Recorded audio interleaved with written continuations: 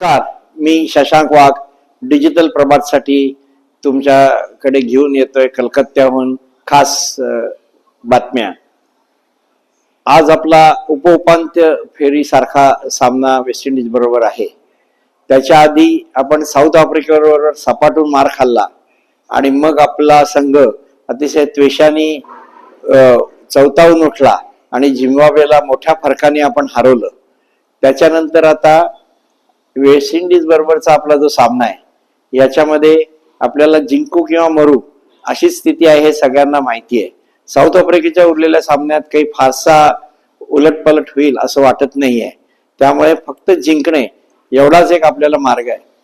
जाता जाता काल पाकिस्तान आणि श्रीलंका यातला सामना हा उत्सुकतेने भरलेला होता आणि 148 तरी करावेत असं प्रत्येक भारताला वाटत होतं, पण श्रीलंकेने अचानक 207 पर्यंत मुसंडी मारली आणि ते जिंकण्यासाठीच खेळत होते हे सिद्ध झालं।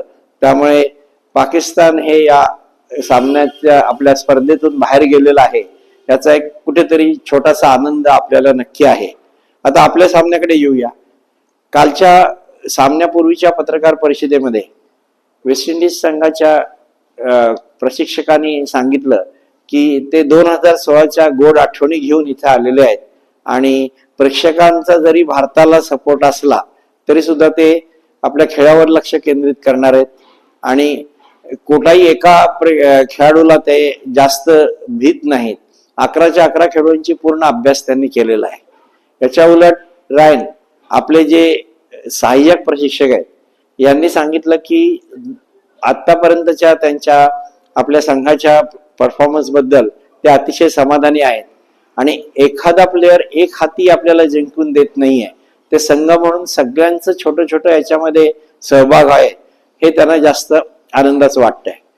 मुळात आपल्या सगळ्या रसिकांपुढे असलेला महत्वाचा प्रश्न की आजच्या आपल्या संघामध्ये कोण असणार आणि कोण नसणार। एक 3-4 खेळाडू आहेत, याच्यापैकी कोणतरी 2 येतील असं सगळ्यांच्या चर्चेचा विषय आहे। त्याच्यामध्ये संजू सॅमसन आणि रिंकू, तसंच कुलदीप यादव किंवा वरुण चक्रवर्ती। आता वरुण चक्रवर्तीचं हे घरचं मैदान आहे, त्यामुळे त्याला पारड जड होणार आहे किंवा काय आपल्याला माहित नाही। त्याच्याच बरोबर दुसरा एक खेळाडू आहे की ज्याचं स्थान कदाचित डळमळीत होऊ शकतं, ते म्हणजे शिवम दुबे। आता नक्की काय कॉम्बिनेशन येतंय, विनिंग कॉम्बिनेशन बदलणार किंवा नाही बदलणार याबद्दल सगळ्यांनाच उत्सुकता आहे। आणि दुसरा एक महत्वाचा प्रश्न, निदान माझं तरी असं मत आहे की 11 खेळाडूंपैकी सध्याच्या T20च्या जमान्यामध्ये 8 फलंदाज आणि 3 गोलंदाज असं जास्त करून संघ प्रयत्न करतो। पण जसं इंग्लिशमध्ये एक म्हण आहे की मनी सेव्ड इज मनी अर्न्ड, तसं क्रिकेटमध्ये पण run saved is run score.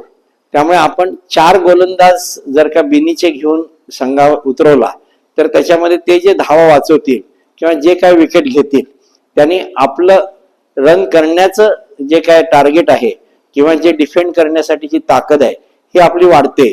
त्यामुळे माझं वैयक्तिक मत आहे की आपण 7 फलंदाज आणि 4 गोलंदाज असं कॉम्बिनेशन घ्यावं आणि 7 जे फलंदाज आहेत त्यांच्यावर विश्वास दाखवून फलंदाजांनी फलंदाजचं काम करावं, गोलंदाजांनी गोलंदाजचं काम करावं।